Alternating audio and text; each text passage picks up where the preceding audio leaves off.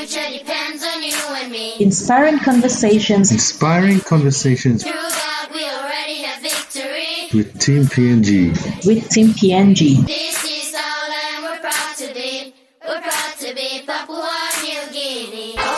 It's full time. PNG defeating Samoa 30 points to nil.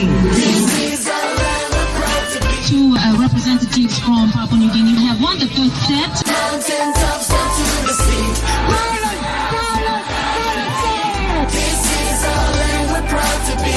We're proud to be Papua New Guinea. As long as you're doing your best. Our future depends on you and me. Be honest with yourself. Through God, we already have victory. High value on that honesty. This is our land, we're proud to be. We're proud to be Papua New Guinea. Inspiring conversations with Team PNG. We're proud to be Papua New Guinea.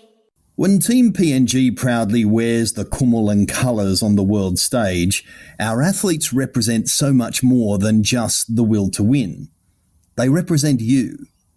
They also stand for the PNG Olympic Committee values of honesty, excellence, respect, and openness, as well as the Olympic value of friendship.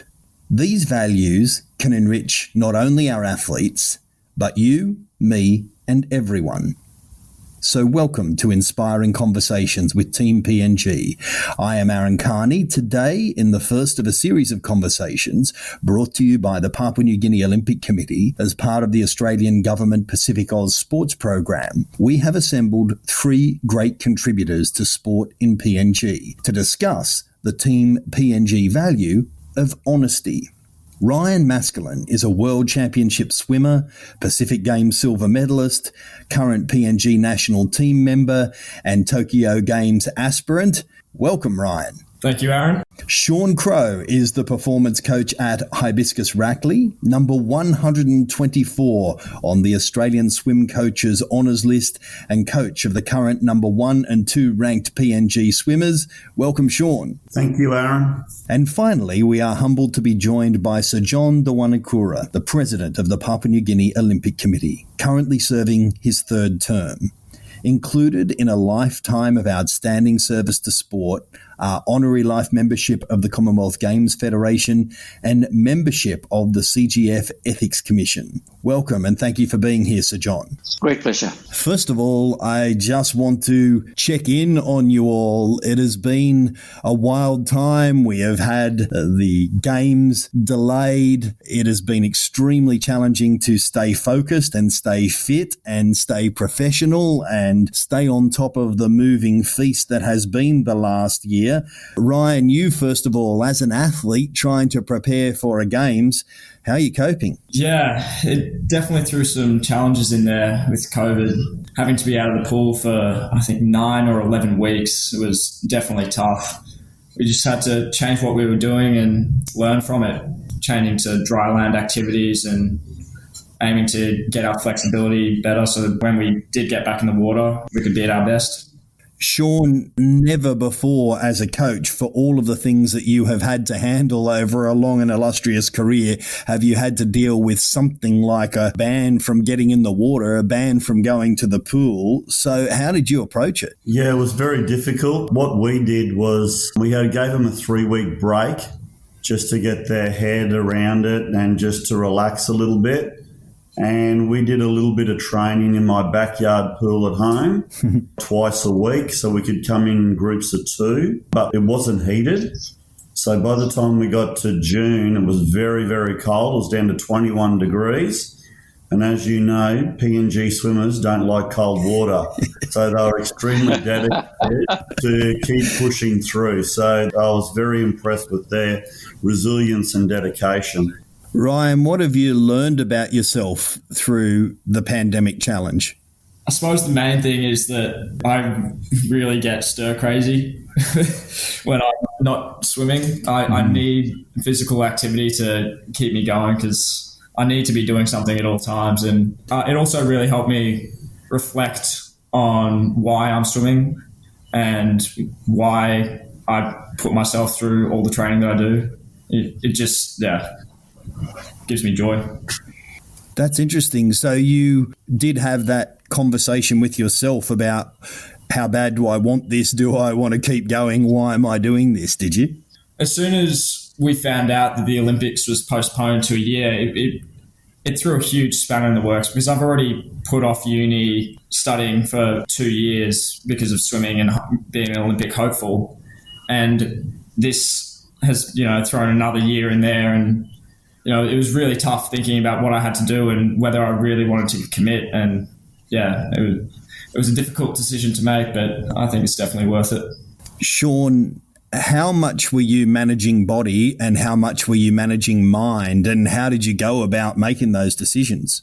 Every time that they came over and we did a workout together, with Ryan was twice a week, we were just motivational and reiterated our goals, and we looked at what we were doing, and we changed things. So with Ryan, for example, we changed his breaststroke kick, and it was good because we were on tethered swimming. We were attached to the end of the pool because I've only got quite a small pool.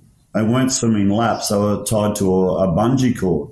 It's really actually made Ryan a lot better swimmer. It was a benefit to us in the long run. And I think that I was really impressed with Ryan, the way he organised a lot of other things himself. So he organised his own gym. And so a lot of the guys took a lot of ownership of their own swimming, which was really good to see. So, John, I know you're sitting listening to those stories. That must give you pride and warmth hearing how the team has tackled it? Most definitely. If I apply to weightlifting, of which I am also president, then I look at our situation here with our elite athletes of Dikatoa and Moria Baru, as well as Stephen Curry. And training at home is not the same as training in an institution and or designated high-performance center, simply because there's also traditional obligations. There's a lot of interruptions to their program because of family commitments. And therefore, we, through Paul Coffer and Oceania Weightlifting Federation, kept the ball rolling with virtual competitions on a monthly basis up to February. And that started August, September. And that's kept our guys focused and ensuring that they do continue to train under tough circumstances. Can you elaborate a little further? What did that look like? Well, if I go back to life without COVID, they would have already been down through Brisbane to either Melbourne, and through Paul Coffer have a link with AIS so that they train pretty close to where AIS is, subject to decisions, the policies on whether our guys could actually train at the AIS. And they've had stints there over a period of time, especially at the beginning. So COVID has put a spanner in the works like everybody else, Ryan included. The preference would be to have our athletes away from home. And Dika has made a lot of sacrifice, and same with Moria, to be away from family, especially to young kids. But with Paul's blessing, we were able to send their respective spouses to Noumea at that time. And if borders clear up, then we'll try to go back to having the spouses there, obviously subject to finance because the spouses have to meet their own costs. Of course. Across all of our aspiring athletes, are you encouraged by how they've handled things in the last year? Obviously, we'd like our athletes to be at high performance, but as it is, they also have to train at home at a designated gym through one of our staff members of Olympic Committee who's opened up his gym for Dika and Moria to keep training on a regular basis. And they have to train on a regular basis because they then get involved with the same measure of performance through our virtual competitions. You're listening to Inspiring Conversations with Team PNG. I'm Aaron Kearney, and our guests are Ryan Maskelyne, Shaun Crow, and Sir John Dawanicura. And We are discussing in this episode the Olympic and PNG Olympic Committee value of honesty.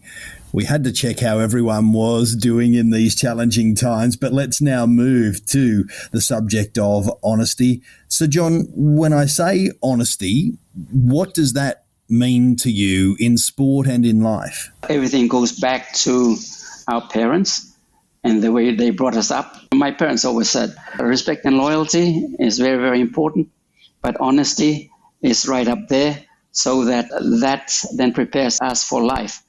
And what I do tell my grandchildren, some of them are now adults, but the 6 grandchildren that I still have 15 years and under is number 1, never lie.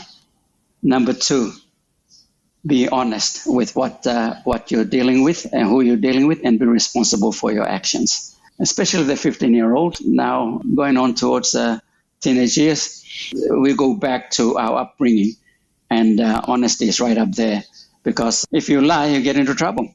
And that's the message I give to my grandchildren, as well as even the adult grandchildren, say my kids also.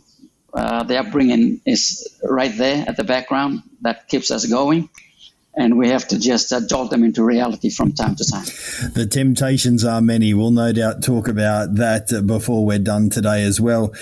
To you, Shaun, do you consider values when you're looking at the talent of a swimmer?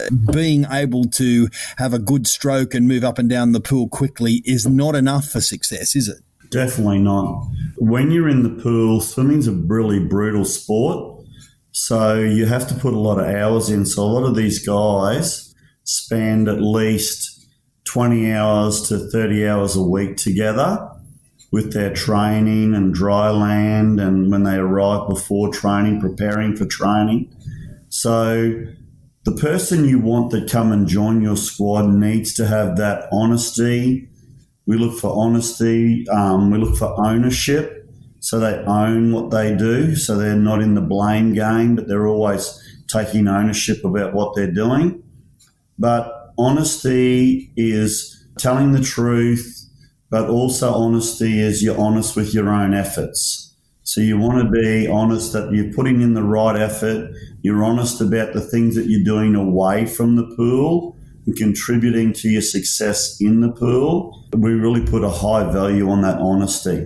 And especially when you've got to work together as a team and as a group, being honest, being respectful, and taking that ownership is very important. Ryan, would you agree that being honest with yourself is one of the hardest versions of honesty? Because it's one thing not to steal somebody else's towel, and that's often what people think of when they think of honesty, but the honesty to say, I didn't put in my best effort today, or I didn't eat right in the last week, or whatever the other self-assessment that is challenging, that's one of the hardest versions of honesty, right? If you're not honest with yourself, why are you even there in the first place? If you're rocking up to training and not giving it 100% effort and you know you're not, then what's the point? And so in that regard, you have to be honest with yourself and keep yourself and hold yourself to the utmost level at all times. So, John, there would be people listening to this who would say, I see dishonesty all the time in my village, in sport, in my workplace. And the people who are dishonest seem to get along all right in life. Sometimes they do better than the honest people. So why is honesty something that we should aspire to and want? Well, it's not a matter of just aspiring to. I go back to our upbringing, where our parents have taught us the rights and wrongs of what we need to do. And we carry that forward in life. And Ryan is correct. At the end of the day, you have to be honest with yourself and take responsibility for your actions. So if you have a tendency to be nudged towards the negative, you have to take stock and be honest with yourself to say, well, I've got to get back on track. For myself, I have to be honest with myself in that I haven't been going to the gym or swimming for the last 12 months. So after we went for, my wife and I went for our medicals, one of the advice was you need to get back into some form of activity, whether it's walking, which we've started doing. And for myself, for the first time in 12 months, I've gone back to the pool yesterday. I suppose by the end of the afternoon, I'll start feeling some of the muscles I haven't used for a while. The important question is, was the water warm or cold? It's cold outside. The water was good. Good. I want to ask you, Sir John, about your previous role on the Commonwealth Games Ethics Commission and what the approach to honesty was in that regard. Ethics, values, and specifically honesty are highly cherished in the elite sport movement, aren't they? They are, and I've got a manual on from the IOC with relation to ethics, which I glance through from time to time. And at the end of the day, if you don't practice those values, you'll find yourself into trouble, one way or the other. Whether it's minor or whether it's major, it'll catch up with you, and you'll be sorry for not doing the right thing. Shaun, can you think of an example in your life when your honesty has been tested? Yeah, there's a few examples, but probably the one that really comes to mind is that I've been running swim camps for a very long time. There was a point where at a swim camp, we had a kid who wasn't living in at the camp and her house was up the road, and we let her go home. We should have kept her at the camp. And when the father come down and questioned that, I could have really said that the girl misinterpreted what we said. But I at the time, I took ownership of it and said it was our fault. We told her the wrong thing. We should have kept her at the camp and took total responsibility.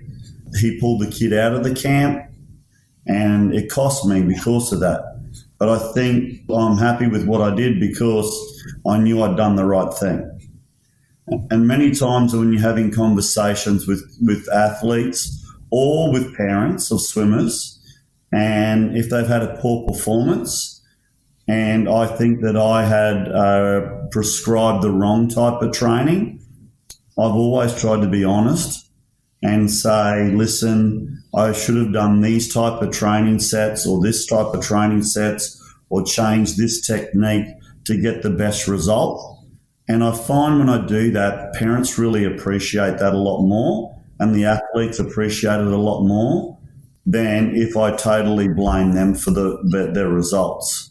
So utopia for me is if I'm honest with myself and say, I could have done this better, and the athlete is honest with themselves and say, I could have done this better, then you're both going to hit at the right point to get the best result out of your performance. It's a test of your credibility in some ways. You are practicing what you're preaching. You're not standing up in front of swimmers in your team and saying one thing and doing another. That's what I try to do. And I try to look at everything as in it's a two-way partnership. And I want to look at what I can do better, be honest with myself, and then I ask the athletes to be honest with themselves, yes. If you are an aspiring athlete, then there are many, many temptations. So I imagine, Ryan, your honesty can be tested dozens of times a week. But can you think of an example where you really had a stark choice between perhaps the dishonest, easy option and the honest, hard option? Absolutely. Back in 2018, I didn't hold a Papua New Guinean passport for quite a few months due to the dual citizenship ruling, and the process was taking a very long time. And during that time, I had just finished school, so I was staying at college at uni, and at college, every night's a party. And once I had lost my PNG passport and told that I couldn't swim in the Commonwealth Games, I kind of went off the track a bit and started going to parties and not doing the right thing by myself or by swimming or by my coach. And a few months into it, I really, really felt it. I was the unhappiest I'd ever been. And at that moment, I decided that I needed to look back on myself and see what I wanted to do and be honest. And that's when I turned back to swimming. Even though I still didn't have my passport, I needed to make myself happy again. I appreciate the honesty in that answer. What about for you, Sir John? You have held many high positions of considerable influence. The temptations would have been many over the years for you as well. Can you give an example of where your honesty was tested? If I go back to my current situation in PNG and Olympians training at the village gym, I have to be honest with myself, and I've had to take stock of that in recent weeks, that I haven't been there to see them train. So that's something that has to be corrected starting today to make find out exactly what time their training schedule is and be physically there to see them train. It's important for the athletes to be supported, not only financially, which the PNG OC is doing through the Australian enhancement programs, but also for myself as president of the Weightlifting Federation, I should be physically at their training schedule. Just physically being present does make a difference to athletes, and I'm sure that Shaun will agree with that. So my honesty is tested, and I point at myself, and especially with the ones that we love the most. And I'm sure that if you apply it to yourselves, then you'll see where I'm coming from, in that I've had to teach myself to be kind to everybody, especially the ones that I love the most, which is immediate family and extended family. And so it goes. And I haven't succeeded in that. And I have to be honest with that and try a lot harder to be kind to everybody, regardless of who it is. That's taking stock of, as Ryan said, self-analysis. Look at the realities, look at yourself, and be honest with yourself as to where your successes and achievements are and where your failures are. I deeply respect the response from all three of you there. I think when we first think about honesty, we think of the idea of, what if there was a bag of money on the table, would we steal it? Or what if there was a towel there that nobody seemed to own, would we take it?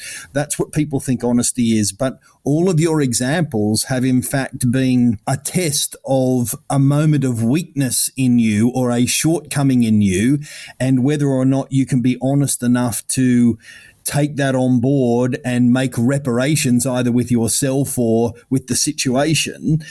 And sometimes that means going backwards before you go forward. Shaun, do you have a thought about that? Yeah, I agree. And I know that times in the past when I've had to be honest with myself, whether I was too tired to prepare properly or too lazy, one or the other, that I had to be honest with myself and make sure that next time I didn't make those mistakes. I was prepared to lose swimmers by telling them that it was my fault. And that has happened in the past, so it has cost me by being honest. But I know that things that have happened to me in the past, I would prefer people to be honest, okay, even if the result's not what you want to happen. But I prefer you to be honest, and then at least you can look at yourself in the mirror at night time and be proud of what you've done. Ryan and Sir John, you are coming from completely different aspects in life. Ryan, for you, dishonesty now could be a shadow that casts over you for the rest of your life, right? Yeah, I mean, for me, at the end of the day, if you're not honest with yourself, you can't be honest to anyone around you, because you're not being who you are. So if I'm not being honest with myself right now, or in 4, 5, 10 years time, I'm not doing the right thing by me, and therefore I'm not doing the right thing by anyone around me. And that's not the way to live. Sir John, you have lived a life of honour where you have earned a reputation over a long time, but dishonesty now could take that all away, right? Most definitely, and I do agree with Ryan. Being honest is admitting that you have made a mistake. And if you don't, then that, in my thinking, is being dishonest with yourself. You have to admit your mistakes and try to do something positive to turn it around. So at the end of the day, we have to be true to ourselves in the first instance, and true with everyone that we deal with on a daily basis, regardless of whether it's family or work-wise, as far as the Olympic Committee or weightlifting goes. I think being dishonest will eventually come back and bite you in the bum. I'm imagining a young woman in the Highlands or a young man in one of the far-flung provinces of Papua New Guinea thinking about their sporting heroes and wanting to be like them. When it comes to honesty, please each give some advice to somebody listening about how that value can enhance their life and how they can be better because of honesty. Shaun, I'll go to you first. I really believe in what Sir John just said. I think if you're not honest with yourself or with the people around you, in Sir John's words, it'll come back and bite you on the bum. It is so important that that honesty is carried through your life, because the times that you do take shortcuts or take the easy road of being dishonest, I really believe that in the long run you'll be found out. So it's really important to be honest with yourself, the people around you, and like Sir John said, be kind to people. Ryan, if a young Papua New Guinean is lucky enough to see you swim at the Olympics, looks to you as a hero, what do you want to say to that person? I'd probably begin with saying, don't give up, and if you're on the right track, then keep at it. It's going to happen eventually. It does take time, and all the hours add up, and that's where you've got to be honest with yourself as well. If you're missing sessions and if you're not making it, then do you truly love the sport? Do you truly want the honour of representing your country? So at the end of the day, you've got to be honest with yourself and work your hardest, do your best to be in the position that I'm lucky enough to be in. Great words. And a final word from you, Sir John. What would you like the people of Papua New Guinea to understand about Team PNG's value of honesty? Not only looking at the value of honesty, but advising everyone that you come in contact with that it's not worth being dishonest. To keep you on the straight and narrow, you have to maintain your integrity, not only with yourself, but with everyone that you deal with, because failure to do so will not stand you in good stead. You may find that the support that you may have received from any stakeholder, and including parents, will not be forthcoming because they will not trust you again. Or if they give you a first, second chance, there may not be a third chance to redeem yourself. Wise words.